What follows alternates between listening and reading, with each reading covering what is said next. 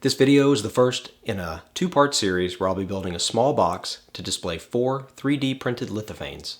Sound interesting? Stick around to find out more.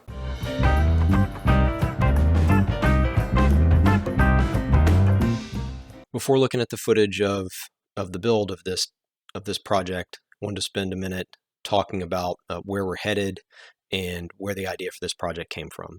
This project was my son's idea. He had the idea of building this as a gift for his girlfriend. He knew that he could 3D print lithophanes from photographs and had the idea of building a box to display 4 3D printed lithophanes. Before I talk too much more about the box, let me quickly talk about what a lithophane is. So a lithophane is basically taking a picture, whether it's a artwork or a photograph, and molding it in some way into a thin translucent material such that when a light is placed behind that, the image is able to be clearly seen. When you see a lithophane without a light source placed behind it, it looks like this in the lower left corner, where you can tell there is an image there, but it's not very clear. And then once there's a light source placed behind the lithophane, the image becomes very clear. The effect can be quite stunning. There's almost a 3D effect to the image, and it's really it renders a photograph in a very unique and interesting way. Again, my son's idea was if he could 3D print 4 lithophanes from photographs of he and his girlfriend, and I could build a box that would allow a light source to be placed inside of the box, you could illuminate all 4 lithophanes and create a nice gift. So I can animate this real quick, and you can see, so the box itself will rotate, cord goes in through here and up, and then you have your light source here. In the remainder of this video, you'll see the steps involved in constructing the box, the upper portion. And then in the second video, I'll build the base, and I'll finish everything, install the lamp cord and lamp, and then put in the lithophanes and see what it all looks like at the end. I started with about an 8-foot piece of 4/4 Peruvian walnut. I cut off about a 30-inch piece from one end, from which I knew I could get all of the frame pieces I needed. Then it was on to the joiner to flatten one face. This piece had a pretty significant twist, and I didn't do a very good job with that at the beginning on the jointer. Fortunately for me, I was aiming for a final thickness of 5/8 of an inch. If I had been aiming for 3/4 of an inch, I might have been out of luck. Once I realized my mistake and accounted for it, I had enough of a flat face to work with, I moved on to the jointer. After getting the board to my final thickness of 5/8 of an inch, I went back to the jointer to get one edge smooth and flat and square to my 2 faces. Next, it was on to the table saw. There, I ripped the board into 5/8 inch strips. At this point, I was left with 5 5/8 inch square pieces, approximately 30 inches each in length. Next, I went to the miter saw. I set up stops, and I cut 8 5-inch rails and 4 6-inch stiles. I had plenty of stock left over for test cuts and mistakes. Next up was to cut about a 1/8 inch chamfer on one long edge of each of the 4 stiles. Now I was ready to start cutting the various grooves and rabbets that I would need in the rails and stiles. For all of these cuts, I used the same setup. I used a 1/4 inch spiral upcut bit raised to 1/8 of an inch height above the router table. By not changing the height throughout the making of these grooves and rabbets, I was able to ensure that I would have a nice tight fit in the corners as I assembled the box. First, I cut a 1/4 inch wide rabbet along 2 edges of each stile.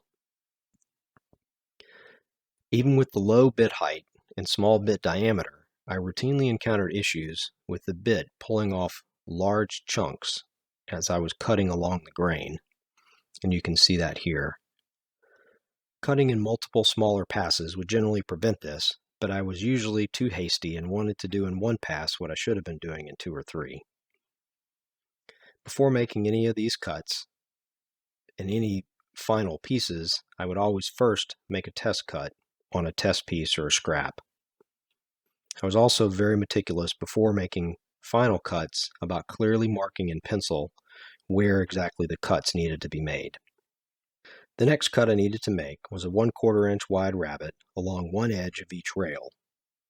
Before making these rabbets on the rails and stiles, I would decide which faces of each piece I wanted to show, and then mark the ends and make the cuts accordingly. Next up was a more difficult 3/8 inch wide rabbet cut across both ends of all 8 of the rails. I made these cuts in 3 passes using the right angle fixture that came as part of the LS Positioner Super Fence from Incra. As you can see, I used a sacrificial scrap on the back of the cut to minimize the blowout or tear out of the end grain. These end grain rabbets allowed the rails to fit into the rabbets that had previously been cut into the stiles. You can see here an idea of how one face of the box would go together. Next, I cut out a piece of 1/4 inch Baltic birch for the top panel. I happened to already have a piece that was 5 inches wide, so I squared up one end and then cut off a 5-inch piece. Next was the bottom panel. I used 3/8 inch thick Baltic birch for this, first squaring up one end and then making 2 more 5-inch cuts to end up with a 5-inch square piece for the bottom. Now I cut a 1/4 inch wide and 1/8 inch deep groove into the inside face of each of the 4 top rails to hold the top panel. Here you can see the top face of the box. Next up was some chisel work to create a notch at the top end of each stile into which the top panel would fit. I started by using the grooves I had just cut in the top rails to mark where these notches needed to go. Using a marking knife where I could was helpful because it created a nice place in which to place the chisel when starting the cuts. Then it was just a matter of using a small 1/8 inch wide chisel to create the notch. This was repeated for all 4 stiles.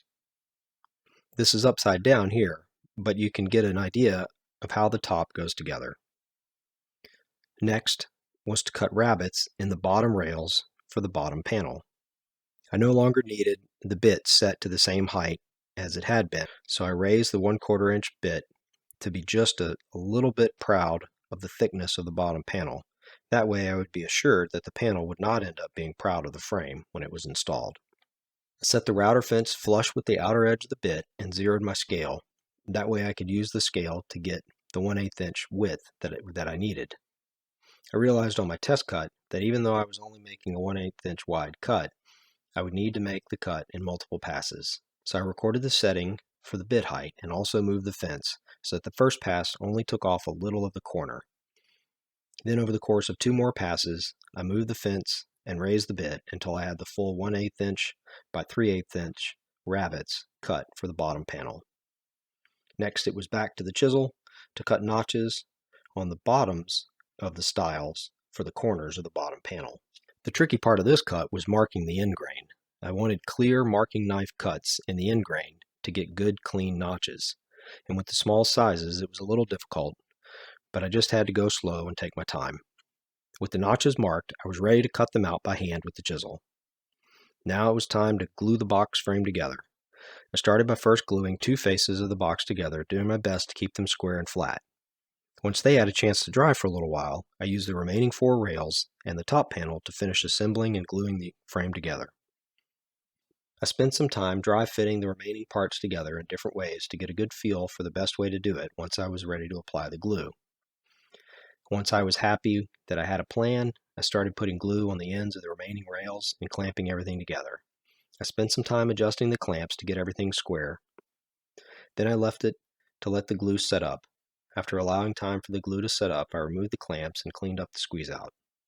In some areas, things were not as square as I would have liked, but I was happy with how it was going. Next, I made a bunch of sanding dust from one of my test cut pieces. I then mixed this with wood glue to make a filler that I used to repair a few surface gaps created by some less than perfect cuts at the router table. After that had a chance to dry, it was on to the downdraft table for final sanding and a little bit of work with the block plane. In the next video, I'll make the base and apply the finish. Then I'll show the steps involved in installing the cord and socket as well as adjusting the size of the lithophanes for the final assembly. At this point, I couldn't help but wedge a few of the lithophanes into the box frame and sticking a light inside so I could get a peek at how things were coming along. Before I end this video, I'll leave you with a little glimpse of where we are headed in the next video. Thanks for watching. If you like this video, please hit the thumbs up. Also, subscribe to my channel and click the bell to be notified of new videos. Be sure to check out the description below where I'll have links to my website and social media. There will also be other information and links relevant to this video. Thanks again, and see you next time.